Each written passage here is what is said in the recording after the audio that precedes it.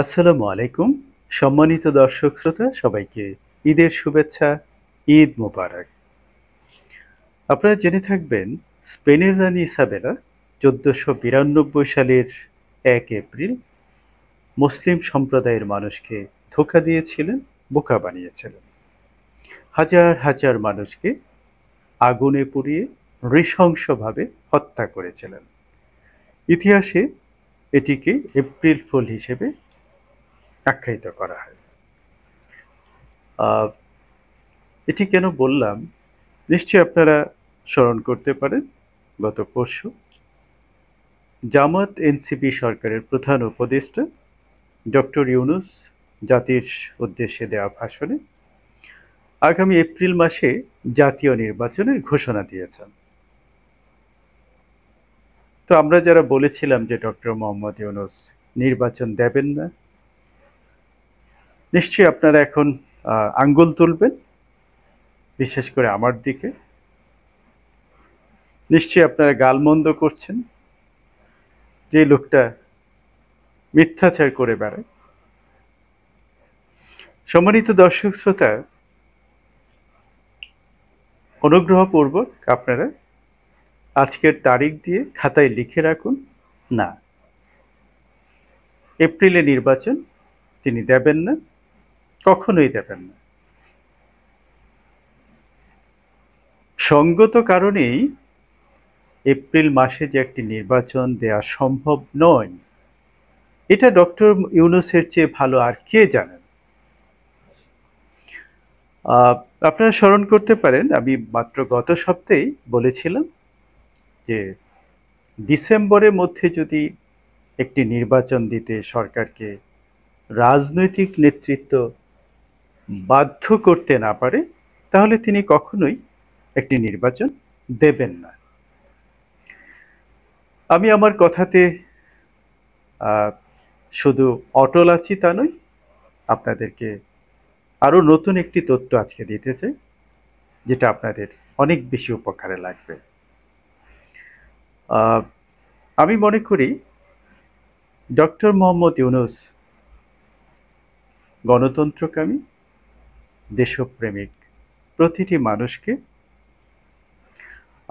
বোকা বানানোর অপপ্রয়াস নিয়েছেন। এবং তিনি এই ঘোষণাটি কেন দিলেন, আমি মনে করি সাম্প্রতিক যে তিনি ঘোষণা দিয়েছিলেন জাপানের টোকিওতে, যে একটি দল ছাড়া আর কেউই নির্বাচন চাইছে না। আপনারা জেনে থাকবেন তার এই কথার পর রাজনৈতিক মহলে কার্যত শোরগোল পড়ে গিয়েছে।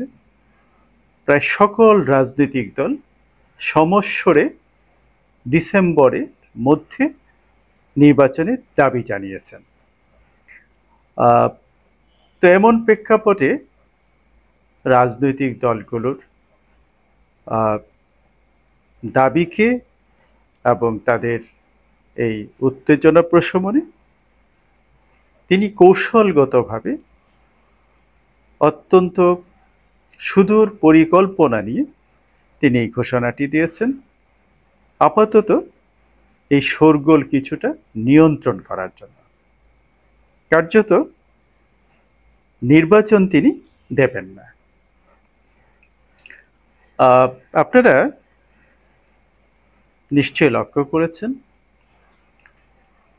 আমি যেমনটি দেখেছি জাতির উদ্দেশ্যে দেওয়া ভাষণে তিনি এমন কিছু কথা বলেছেন, যে অ্যাটিটিউড দেখিয়েছেন, তাতে আমার মনে হয়েছে আমি যেন পতিত স্বৈরাচার শেখ হাসিনাকে শুনছি। আপনারা নিশ্চয় স্মরণ করতে পারেন চট্টগ্রামের বন্দর ব্যবস্থাপনার দায়িত্ব বিদেশিদের হাতে তুলে দেয়া নিয়ে তিনি যে কথা বলেছেন, যে আহ্বান জানিয়েছেন, সেটা এক কথায় সম্পূর্ণরূপে অগ্রহণযোগ্য এবং খুবই উদ্বেগজনক। তিনি কি বলেছেন, যারা এই বন্দর ব্যবস্থাপনার বিদেশিদের হাতে তুলে দেওয়ার বিষয়ে আহ, বিরোধিতা করবে, তাদেরকে প্রতিহত করার আহ্বান জানিয়েছেন। How dangerous, how funny! Doctor Mohammad Yunus, আপনি জাতির সঙ্গে এত বড় গাদ্দারি, এত বড় ভয়ঙ্কর মিথ্যাচার, প্রতারণা করতে পারেন? এতদিন জানতাম শেখ হাসিনাই কেবল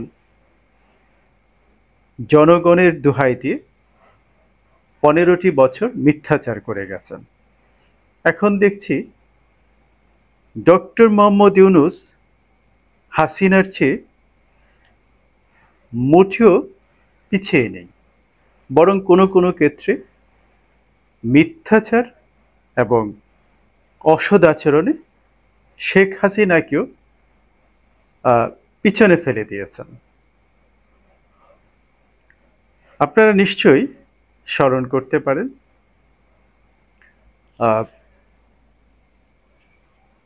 তিনি করিডোর এবং বন্দর ব্যবস্থাপনা নিয়ে এদেশের রাজনৈতিক দল এবং সংশ্লিষ্ট সকলকে তিনি মেলাইন করে বক্তৃতা করেছেন। তিনি অপপ্রচারের অভিযোগ তুলেছেন। আমি প্রশ্ন করতে চাই, অপপ্রচারটা কারা করেছে? সাধারণ মানুষ করেছে, নাকি আপনার সরকারের তরফ থেকে বারবার মিথ্যাচার করা হয়েছে, ষড়যন্ত্র করা হয়েছে? জাতিসংঘের আবাসিক সমন্বয়ক, আপনার কথিত নিরাপত্তা উপদেষ্টা এবং পররাষ্ট্র উপদেষ্টার পরস্পর বিরোধী বক্তব্য এবং আপনার প্রবাসী উপদেষ্টা পিনাকি ভট্টাচার্য এবং তার গোত্রভুক্ত কিছু ইউটিউবারের যেসব কথাবার্তা, সেগুলো থেকে কি এটা প্রমাণ হয় না যে আপনারা সত্যিকার অর্থে আমাদের স্বাধীনতা, সার্বভৌমত্ব এবং গণতান্ত্রিক উত্তরণ নিয়ে গভীর ষড়যন্ত্র করছেন? তা না হলে আপনাদের সরকারের কথাবার্তার মধ্যে এই রকম সমন্বয়হীনতা কেন থাকবে? আমি প্রশ্ন করতে চাই, আপনি কি জবাব দেবেন? এটি শুধু আমাদের কথা নয়, আন্তর্জাতিক মানবাধিকার সংস্থাগুলো আপনার সরকারের দিকে আঙ্গুল তুলেছেন। আপনি আইনের বিরুদ্ধে গিয়ে, মানবাধিকারের বিরুদ্ধে গিয়ে অনেক কিছু আপনার সরকার করছেন। এসবের কি জবাব আপনি দেবেন?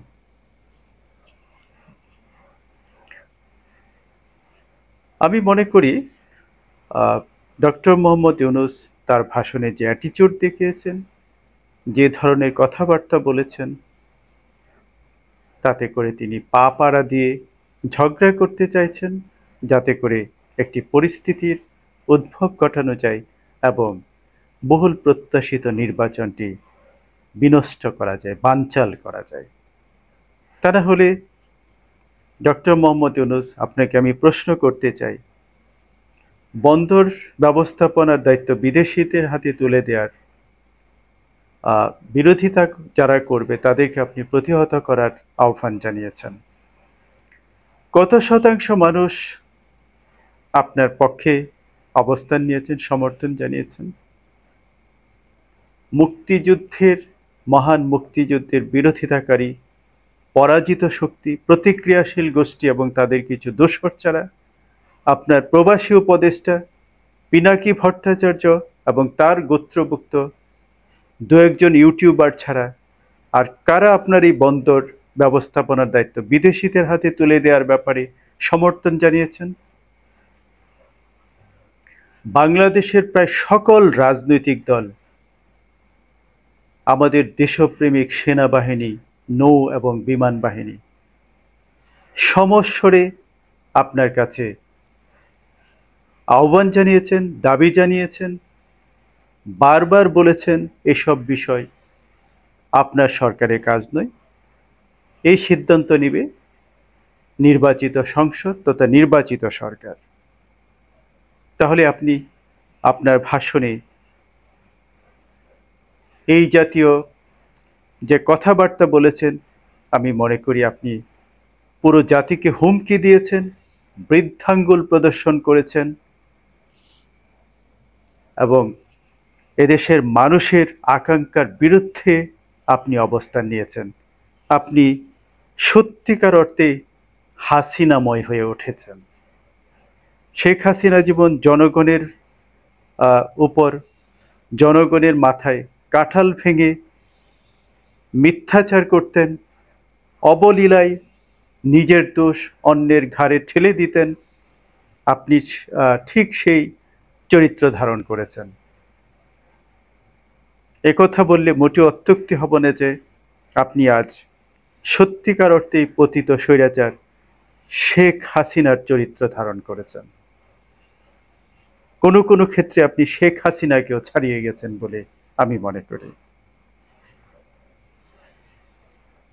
সম্মানিত দর্শক শ্রোতা, নিশ্চয়ই আপনারা লক্ষ্য করেছেন জাতীয় ঈদগাহ ময়দানে ডক্টর ইউনূস আপনি 5 বছর থাকুন, দালালদের কথা শুনবেন না। কি হৃদয় বিতারক, কি বিপজ্জনক চিত্র নিশ্চয়ই আপনারা লক্ষ্য করেছেন। ইসলামের যে সৌন্দর্য, ঈদের যে ভাব গাম্ভীর্য, ইসলামের বার্তা হলো ঈদগাহ মাঠে তুমি শত্রুর সঙ্গেও হাত মিলাও। সেখানে ডক্টর মোহাম্মদ ইউনূস তার সরকারের পৃষ্ঠপোষকতায় গত ঈদের মতোই, গত ঈদের কি স্লোগান ছিল? ডক্টর ইউনূস, ডক্টর ইউনূস 5 বছর 5 বছর। আর এবারের স্লোগান তুলেছেন আরো এক ধাপ এগিয়ে গিয়ে 5 বছর 5 বছর দালালদের কথা শুনবেন না। ও মাই গড, কাকে দালাল বলছেন? দেশপ্রেমিক, গণতন্ত্রকামী প্রতিটি মানুষ যারা নির্বাচন দাবি করছেন। আরো স্পষ্ট করে বললে প্রায় সকল রাজনৈতিক দল, আরো স্পষ্ট করে বললে বিএনপি, আমাদের গর্বের সেনাবাহিনী, নৌ এবং বিমান বাহিনী, বাংলাদেশের প্রতিটি গণতন্ত্রকামী, স্বাধীনতা সার্বভৌমত্বে বিশ্বাসী প্রতিটি মানুষ অবিলম্বে একটি নির্বাচন কামনা করছে, দাবি জানাচ্ছে। সেখানে এই স্লোগানটি কি মানে আছে? এটার অর্থ কি? এটার অর্থ হলো, আমি মনে করি ডক্টর মোহাম্মদ ইউনূস কার্যত ক্ষমতায় থাকার জন্য উন্মাদ হয়ে গেছেন। এটি কোনো সুস্থ মানুষের চিন্তার বহিঃপ্রকাশ হতে পারে না। এটি একটি অসুস্থ, অশুভ চিন্তার বহিঃপ্রকাশ ছাড়া আর কিছুই না। কারণ ঈদগাহ মাঠে এই রকম নোংরামি করা কেবল অসুস্থ, অসভ্য মানুষের পক্ষেই সম্ভব। ডক্টর মোহাম্মদ ইউনূস, আমি নিঃসন্দেহে বলতে পারি আপনি ইতোমধ্যেই আইন বহির্ভূত যেসব চর্চা করছেন, নিশ্চয় আপনার মধ্যে এই ভয় ঢুকে গেছে আপনার মনের মধ্যে যে ক্ষমতা ছাড়া আপনার জীবন যে নিরাপদ নয়, আপনাকে যে ক্ষমতাচ্যুত হলেই যে আপনি জেলবন্দি হবেন, কারাবরণ আপনার ভাগ্য বরণ করতে হবে, কারাগারই হবে আপনার ঠিকানা, এটা নিশ্চয়ই আপনি বুঝে ফেলেছেন। ফলে আপনি উন্মাদের মতো আচরণ করছেন। আপনি ইতিহাসের, বাংলাদেশের ইতিহাসে যে ঘটনা, যে কাজ কেউ করেনি, আপনি সেটাই করেছেন। আপনি ঈদের মাঠকে কলঙ্কিত করেছেন। এই জাতির ইসলামের ইতিহাস, ইসলামের যে সৌন্দর্য, ঈদের যে ভাব গাম্ভীর্য, সেখানে আপনি কলঙ্ক লেপন করেছেন। আপনি চরম অসভ্যতা করেছেন। গোটা জাতির সঙ্গে। সম্মানিত দর্শক শ্রোতা, পরিশেষে এ কথাই বলতে চাই, পতিত স্বৈরাচার শেখ হাসিনার 15.5 বছরের দুঃশাসনের বিরুদ্ধে আমরা যারা কথা বলেছি, আমরা যারা প্রতিবাদ করেছি, আজ এই পর্যায়ে এসে এই হাসিনাময় ইউনূসের বিরুদ্ধে যদি আমরা মুখ বুজে থাকি, তাহলে আমাদের জীবনে এটা হবে সবচেয়ে বড় আত্মপ্রতারণা। কারণ এই হাসিনা এবং ডক্টর ইউনূসের মধ্যে আর কোনো পার্থক্য আছে বলে আমি মনে করি না। আর সবচেয়ে বড় কথা হলো, আগামী নির্বাচন ডক্টর মোহাম্মদ ইউনূস কিছুতেই দেবেন না। জুলাই চার্টারের মাধ্যমে তিনি সেই নির্বাচন বানচাল করার সমস্ত পরিকল্পনা চূড়ান্ত করে ফেলেছেন। গোপনে সংগোপনে তার সমস্ত আয়োজন জোরে সোরে চলছে। সুতরাং দর্শক শ্রোতা, বিশেষ করে দেশবাসীর প্রতি, রাজনৈতিক দলগুলোর প্রতি, সেনাবাহিনীর প্রতি, এদেশের স্বাধীনতা সার্বভৌমে বিশ্বাসী গণতন্ত্রকামী প্রতিটি মানুষের কাছে আমার আহ্বান থাকবে, আপনারা যদি সত্যি দেশকে ভালোবাসেন, দেশের গণতান্ত্রিক উত্তরণে যদি আপনি বিশ্বাস করেন, তাহলে এই ডক্টর মোহাম্মদ ইউনূস তথা এই পুতুল সরকারকে অবশ্যই অবিলম্বে নো বলতে হবে। সম্মানিত দর্শক শ্রোতা, প্রশ্ন তুলুন, প্রশ্ন করুন সকল অন্যায়ের বিরুদ্ধে।